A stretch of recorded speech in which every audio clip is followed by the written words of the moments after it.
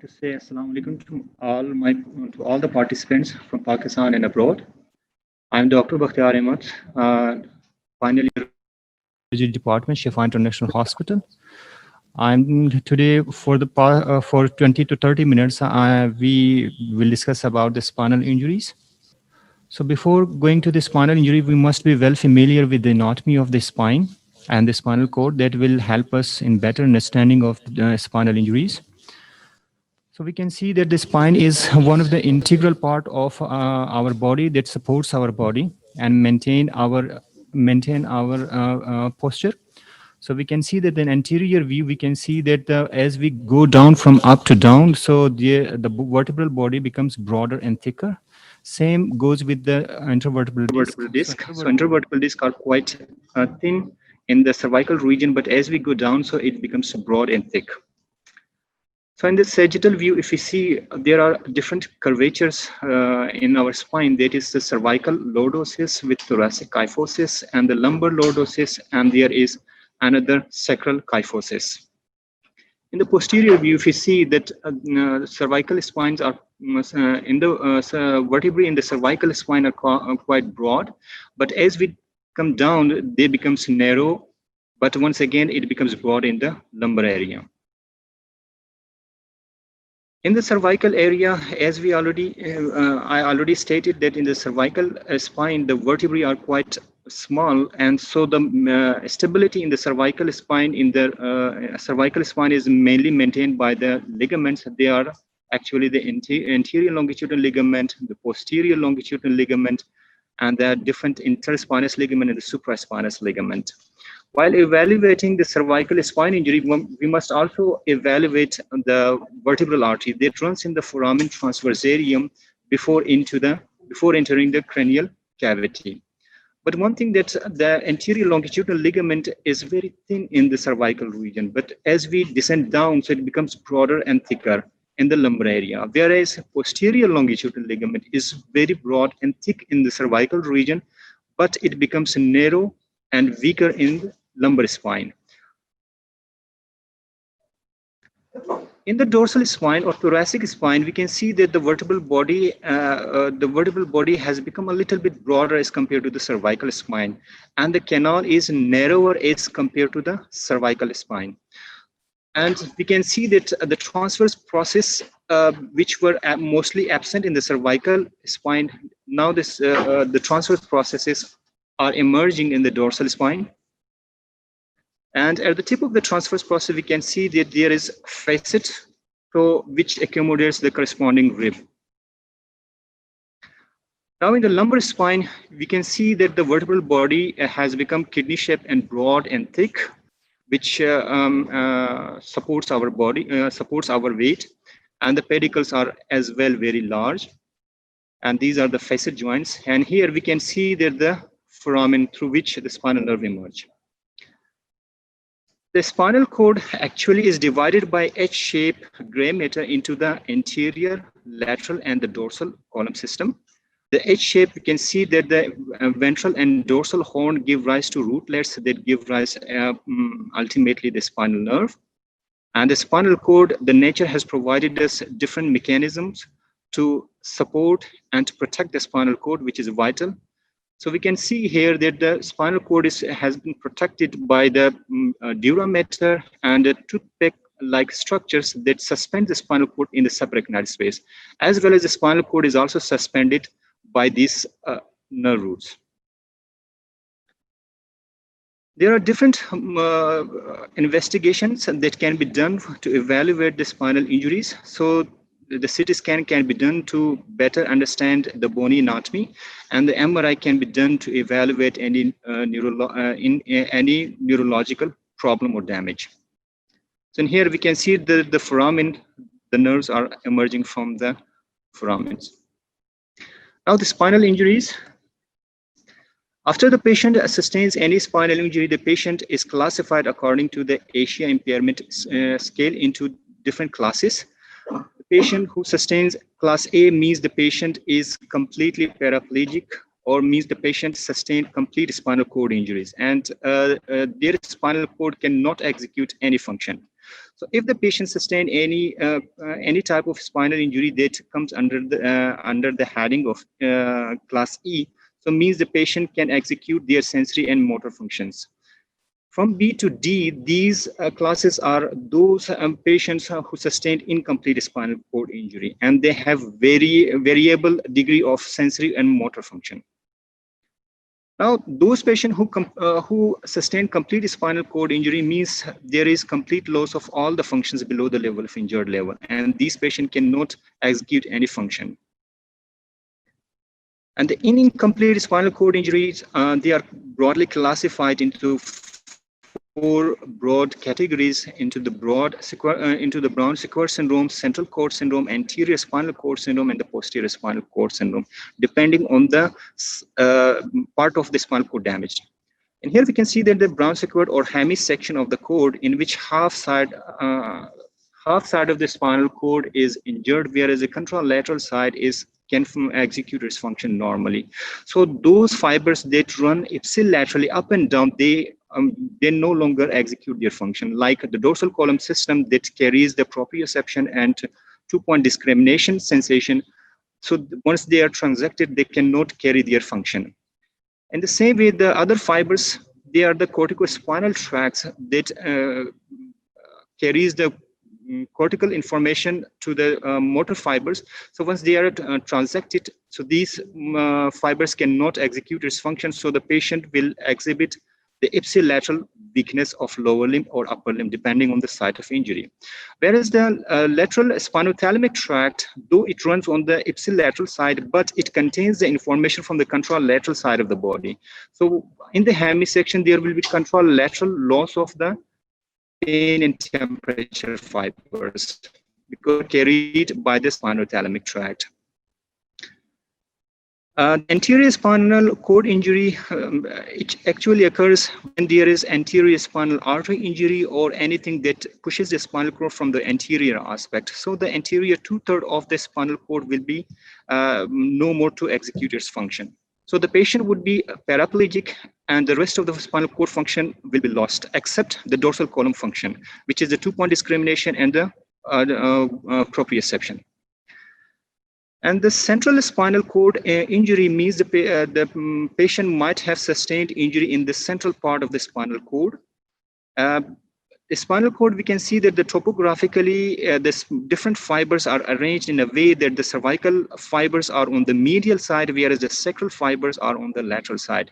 So if there is any central injury, so the fibers which are medial, they are more prone to damage. So these patients who sustained a central spinal cord injury will exhibit upper motor extremity weakness more as compared to the lower motor weakness, because the lower motor fibers are lateral, whereas the cervical or upper limb fibers are medial.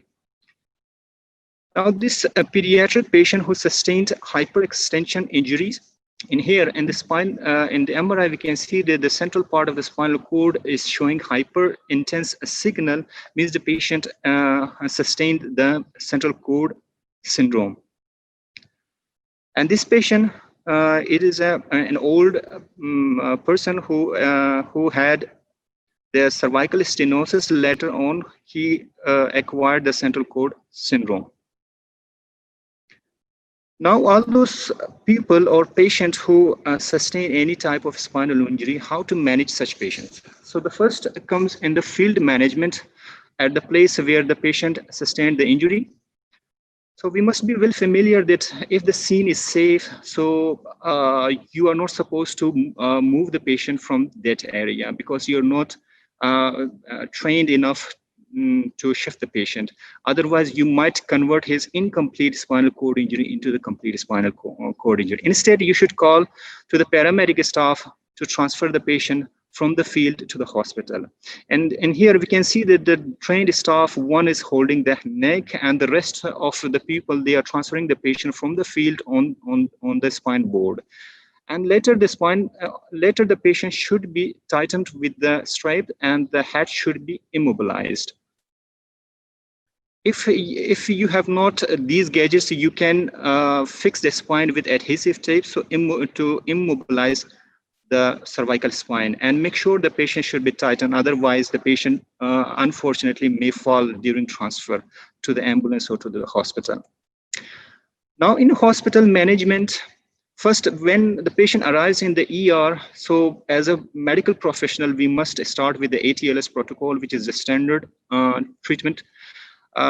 First, we have to go for the airway. We should maintain the airway with endotracheal tube, cricothyroidotomy, tracheostomy, depending on the condition of the patient. But remember that we are not, if you are not authorized or if you have not training enough, so you're not supposed to remove the collar until it is safe to do so, before confirming on the imaging or before confirming from the seniors. And secondly, the breathing should be maintained, and circulation. In circulation, the patient might be in shock due to the blood loss he suffered. And secondly, the patient may have this neurogenic shock. So during that condition, you're supposed to prevent the hypotension, which may worsen the spinal cord injury if you do not prevent the hypotension. So to prevent hypotension, you can transfuse the patient with the blood, colloid, and crystallite. Otherwise, hypoperfusion of the cord will convert the incomplete spinal cord injury into the complete spinal cord injury. And second, if the blood pressure, if the patient cannot maintain the blood pressure, so the different vasoconstrictor drugs can be instituted. And later, disability should be checked, and the patient should be exposed to thoroughly examine the patient. While doing the ATLS protocol, some adjuncts while patient is in the hospital, the vessel access for sampling, for transfusing the blood and fluid, and for monitoring purposes, and the Foley's catheter should be inserted to avoid over-distension of the bladder to prevent the secondary kidney injuries. And DVT prophylaxis should be instituted either mechanically or pharmacologically. And air mattress, the patient should be shifted from the spine board on the air mattress to prevent the stress ulcers. Some patient might not feel the pain, so the patient should be transferred on the air mattress to prevent the ulcers. And the next, steroid. The role of steroid is very controversial. Many researches have been done and many researches are being done. So the role of a steroid still is controversial. Either to give the steroid or not, it depends on the local protocol. But most of the neurosurgeon or spine surgeon, they prescribe the steroid. But the beneficial role of the steroid still is very controversial. The later then analgesic should be given to alleviate the pain and discomfort. And once the patient is vitally stable, should be imaged properly to know the extent of injury with either X-ray, CT scan, and MRI. Now, what should be the goal of surgery? First, to stabilize the spine in order to prevent secondary spinal cord injury, because if we do not stabilize the spine, so this incomplete spinal cord injury may be converted into the complete spinal cord injury. And next, to reduce the pain which is associated with the injured spine, and to mobilize the patient so to avoid spinal injury associated complication and to prevent the spinal deformity. Now, in OR management, how to manage patient in the OR? While after shifting the patient in the OR, the patient should be shifted from one bed, from the bed or the spine board on the OR table with trained staff, so to prevent the spinal injury and to prevent worsening of the spinal cord injury. And we can see that the patient has been log rolled by the trained staff, and one is holding the neck, and the two other persons are shifting the patient on the OR table. After that, the C-arm should be positioned properly according to the need of the surgery. Like in this, the patient is lying supine with a slightly neck extension, and the C-arm are in position. And depending on the site of surgery to be done, so the patient can be either supine or prone. In this patient, and in this picture, we can see that the patient has been prone, and there are two rolls placed. One is the shoulder roll and the pelvic roll, so to prevent the pressure on the abdomen. And the patient should be padded properly, the arm and especially the knee, so to prevent ulnar nerve and the fibular nerve injuries. Now the craniocervical injury, this patient who sustained craniocervical injury, and here we can see that the condylar gap is more than 3 mm. So there are different type of injury. There is type 1 when there is anterior dislocation of the cranium in relation to the cervical spine, and there is destruction type of injury and the posterior dislocation. So this patient, after fulfilling the criteria and after thoroughly examination, so the patient was operated for the craniocervical stabilization. And here we can see that the plating has been done on the occiput, and this region, this area is the head area and the foot area. And we can see that the plating has been done in the occiput, and the screws are passed in the C3. Post-operatively, the X-ray looks like this, depending on the number of screws you placed. This is called, we can see in here and here. Cervical fracture, if the patient sustained any odontite fracture, in here we can see that the patient sustained odontite fracture, which is a little bit displaced. And in MRI, we can see there is no spinal cord injury, but still it is unstable spine injury. So we opted to fuse it and fix it. You can see that the odontite has been shifted to a little bit off the midline. The patient is positioned, was positioned in the supine with slightly neck extension, and the C-arm were positioned, and the compression screws were passed. Either 1 or 2 compression screws can be passed in the odontite. The spine can be fixed either anteriorly or posteriorly. And here lateral mass screws were placed on either side. Now the thoracic spine fracture, in this we can see that the patient sustained the collapse of one vertebra more than 50%. So the patient was fixed with the pedicle screw fixation, and the lumbar spine, and this patient who sustained complete spinal cord injury with complete translation of one vertebra over the other. Though we cannot improve the neurology of the patient, but we can maintain the alignment. So you can see how good alignment was maintained post-operatively. And different procedures can be used, like percutaneous fixation can be done. And here, the screws are passed percutaneously. And this is the post-operative image.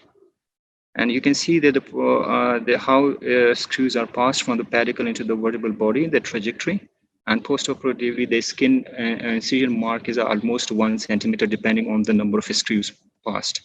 Post-operative management, the physiotherapy and the rehabilitation should be focused. Like this patient, post-operative was mobilized by the hip, knee, and ankle orthosis, by tilting table and the pedal bars, and with the walking aid.